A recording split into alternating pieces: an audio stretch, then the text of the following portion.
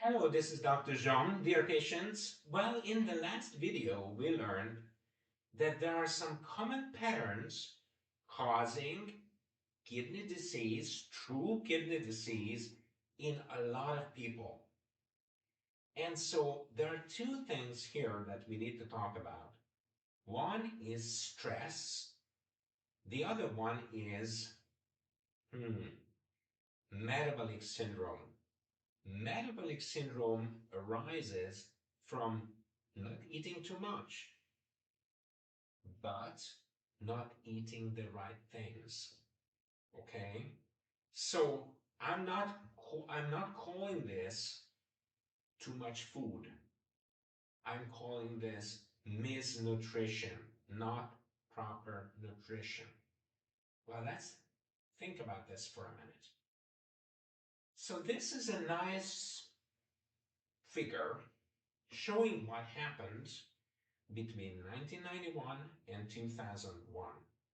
So what you see here is how often end stage, so very advanced kidney disease is diagnosed in a person per million population.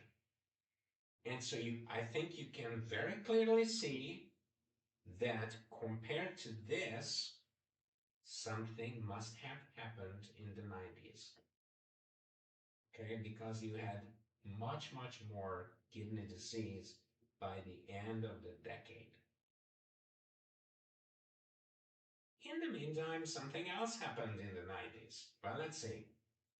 This shows you how many people are overweight, okay, in a percentage ratio. Okay, so BMI more than 30, and the percentage of people having this issue. So let's see. Light blue is when you have very little of this issue, okay? And red is when you have a lot, okay? So let's see what happened from 1991 to 2008. Let's look back. Let's see. This happened from 1991 to 2001, and it even got worse by 2008, and in the meantime, this happened. And we think that there is no correlation. So, what happens here? What happens here is that we have misnutrition. In other words, people started eating different in the 90s, even before and of course after. But there was this dramatic change in the 90s, so that's why I showed you that figure, okay? But there is also something else that I didn't show, and that's mishandling of stress. That's a more chronic problem, not at the individual level, but at the society level. And in the meantime, of course, we have type 2 diabetes connected with misnutrition, okay, appearing in children. So usually in the past, adults type 2 diabetes appeared after the age of 40 or 50. Now you have it in teenagers. So something must have happened. Maybe misnutrition and mishandling of stress. So let's talk about this. But first, let's understand what happened in the 80s and 90s, okay? This is the causes of end stage, so advanced kidney disease. These are people who are starting on dialysis. And we are asking the question, okay, why did they develop kidney disease? And let's look at this thing here, okay? Type 2 diabetes, okay? There's no mystery here. Type 2 diabetes increased as kidney disease increased. And of course, high blood pressure.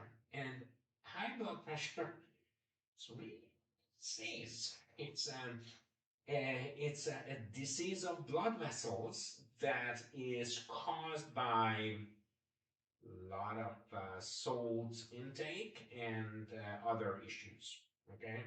Complex issues, but connected with misnutrition. So let's look at this poor mouse, okay?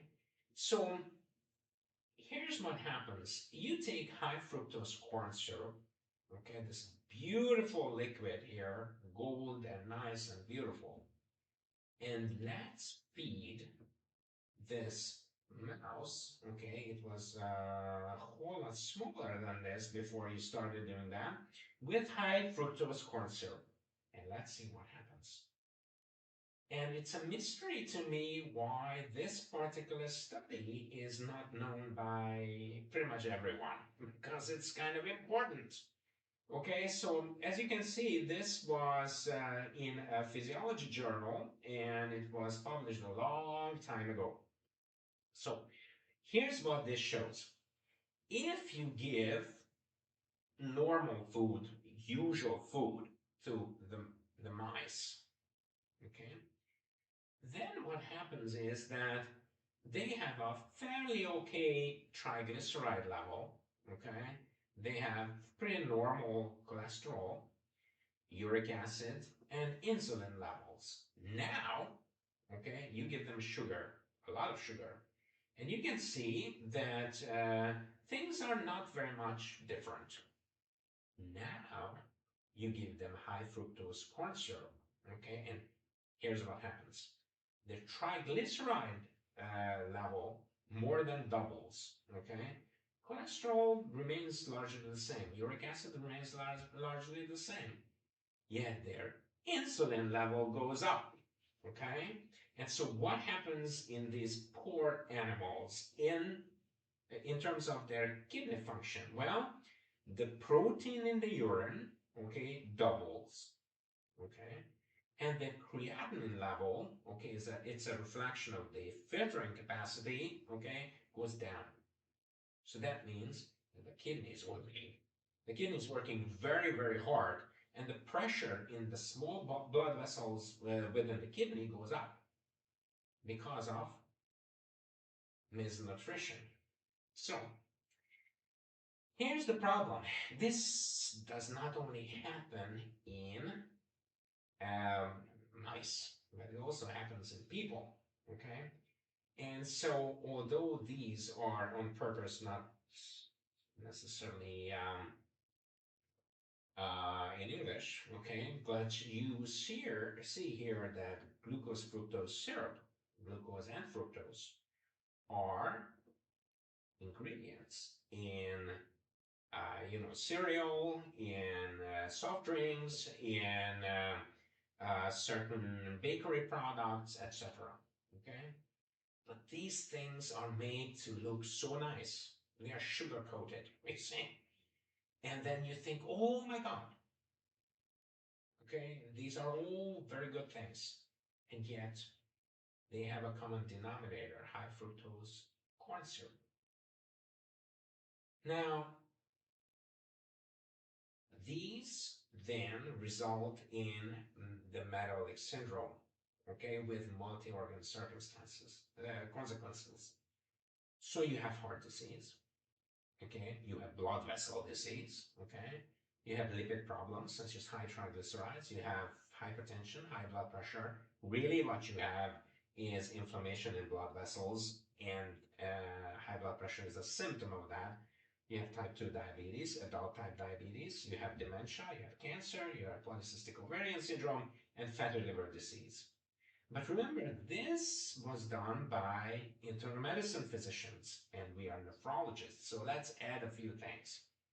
High triglycerides and low HDL, HDL being the good cholesterol, okay, is typical in kidney disease, okay? And so you will have a lot of this. You have gout, you have bile stones, you have an altered gut flora, you have inflammation in the blood vessels, you have atherosclerosis because of inflammation, heart and brain causing strokes and myocardial infarction, and you have chronic kidney disease, you see, okay?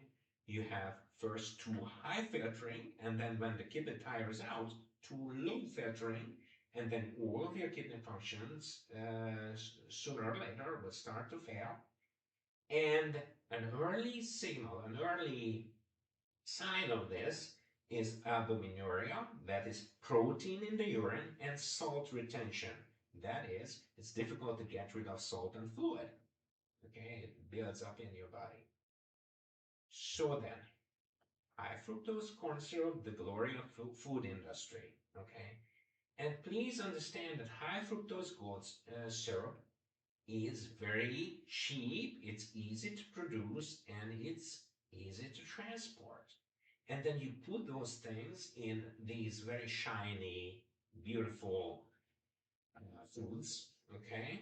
And then you forget about it. And then what you do is you get a lot of fructose in your body or glucose in your body. It's the same thing. Why is this a problem? It's a problem because these things are directly linked to foot ulcers, myocardial infarction, metabolic syndrome in general, and these things are linked to the need for dialysis. So, to understand why all of this is, we need to look at stress and how we handle stress. So, here is stress, right?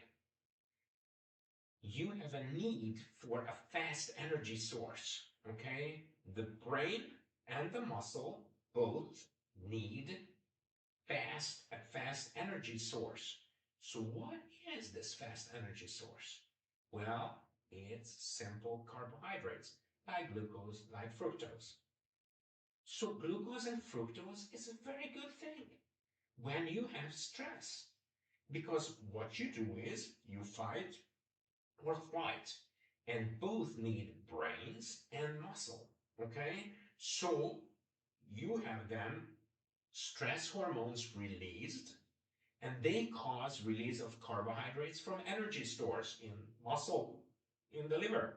So the blood sugar goes, the sugar goes into your blood, and then the blood sugar will deliver sugar to your brain and to your muscle. And then you consume this sugar, okay? So here's what's going to happen.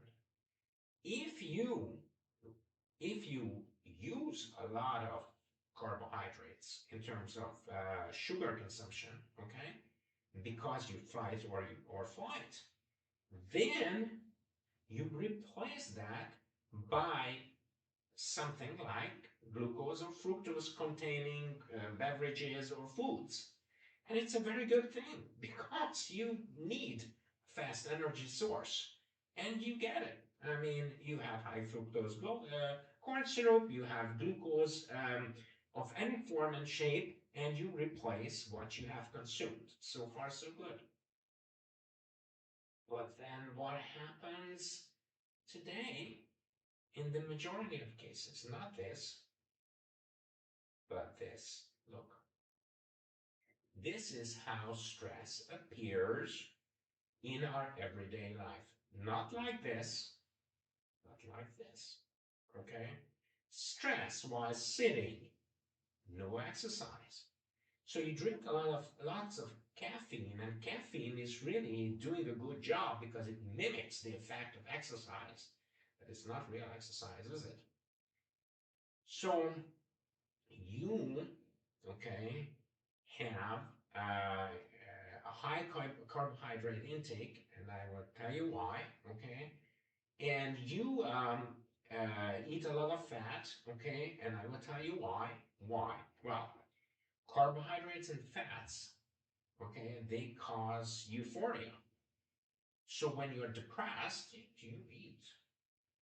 Okay, you eat a lot of salt as preservatives. Well, one of the most ancient preservatives is salt. So since you don't grow food, on your roof, okay, but it comes somewhere, it needs to be preserved, okay, and there's a lot of salt to preserve food. So in our nice urban environment, okay, we eat a lot, we don't necessarily eat the right things. Yeah, we have a high salt intake, okay, and then we do not consume all the energy that we take in. Now, on the top of this comes mishandling of stress.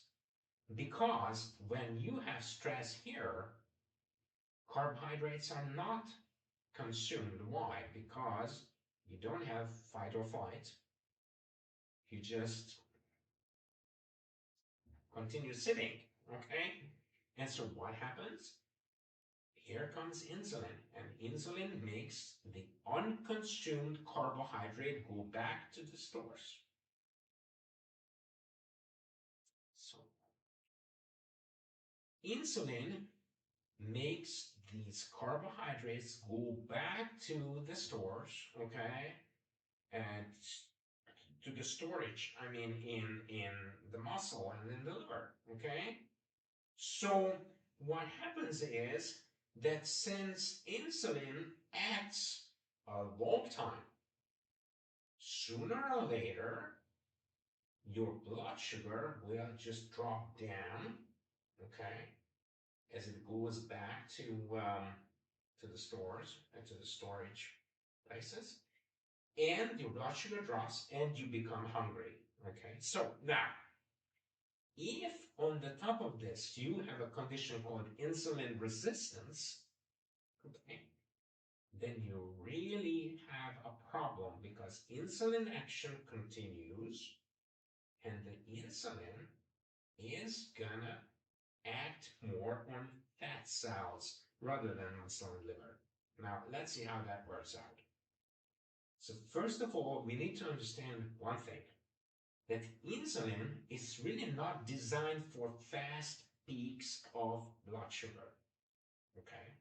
Because insulin is designed for slow absorption of carbohydrates from the gut, okay? So it acts for hours, okay? It has a slow action.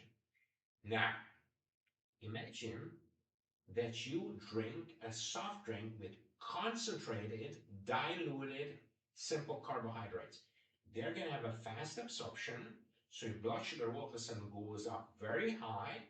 And as your blood sugar goes up very high, a lot of insulin is produced. But then the insulin, okay, not knowing that your carbohydrate absorption is going to be very fast and lasting for a short time. It acts a long time, okay? So what happens is that insulin make your blood pressure drop, and then you are going to get very hungry. Now, insulin has other effects. For instance, it may cause salt retention, okay, and more atherosclerosis on blood vessels.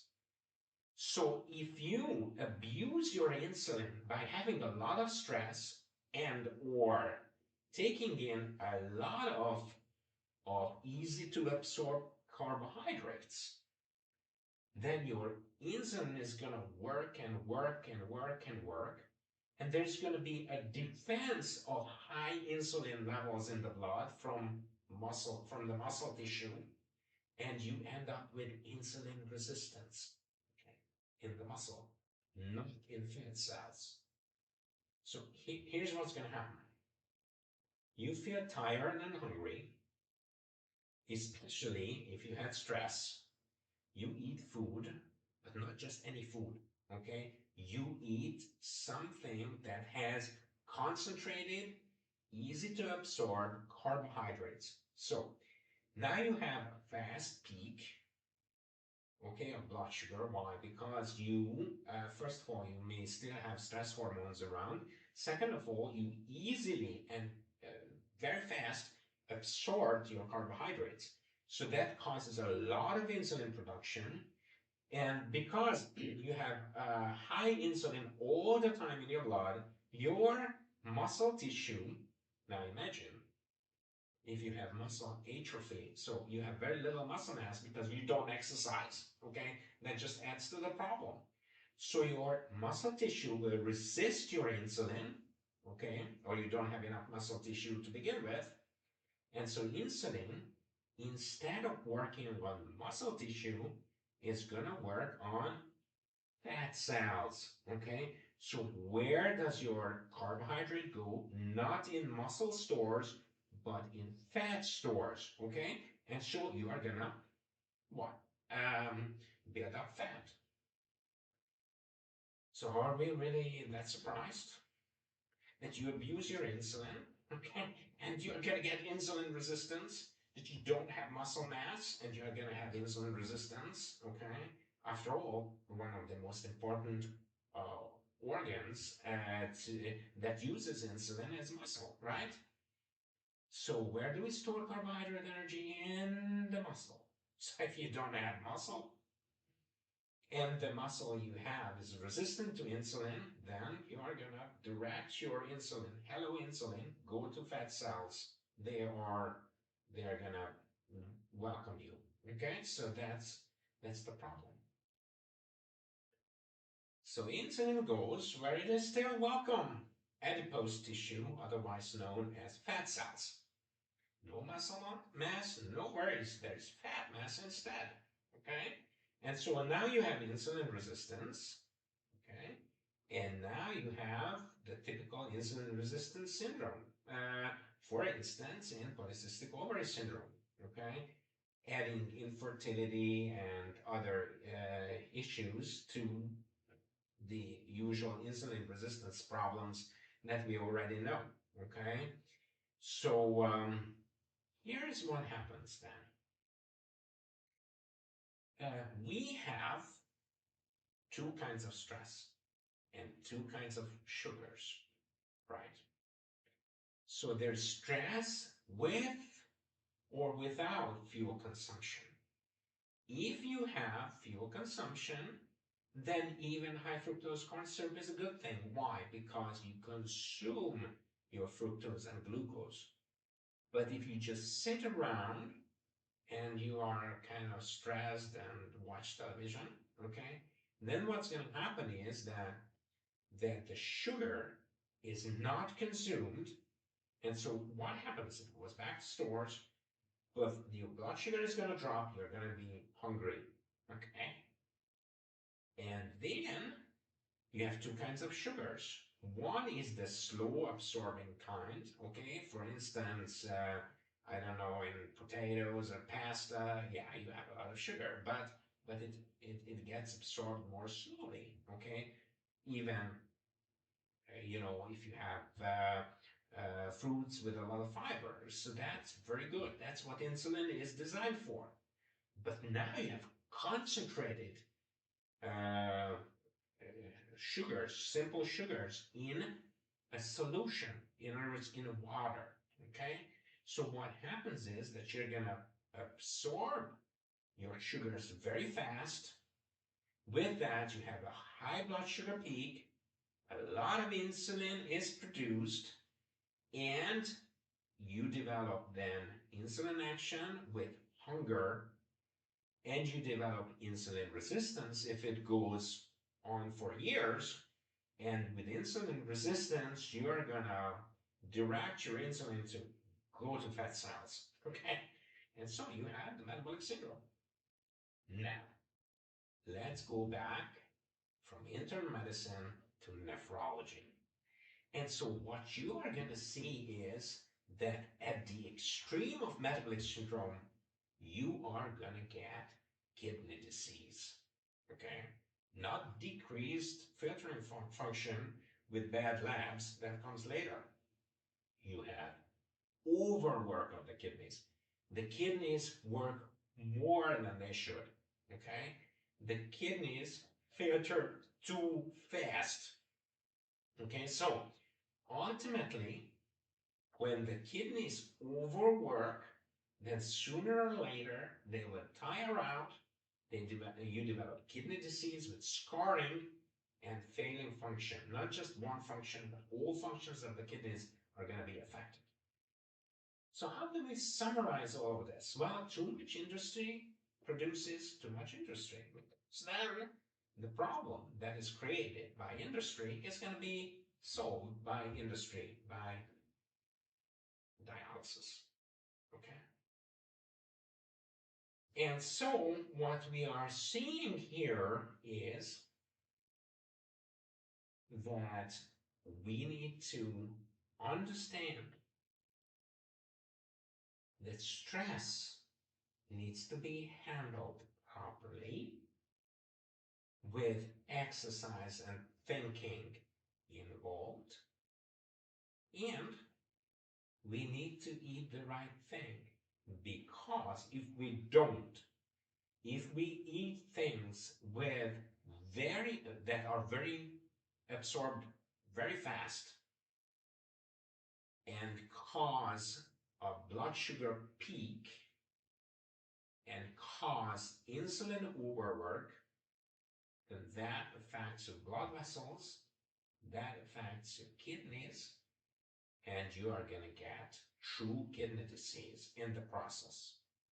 Okay?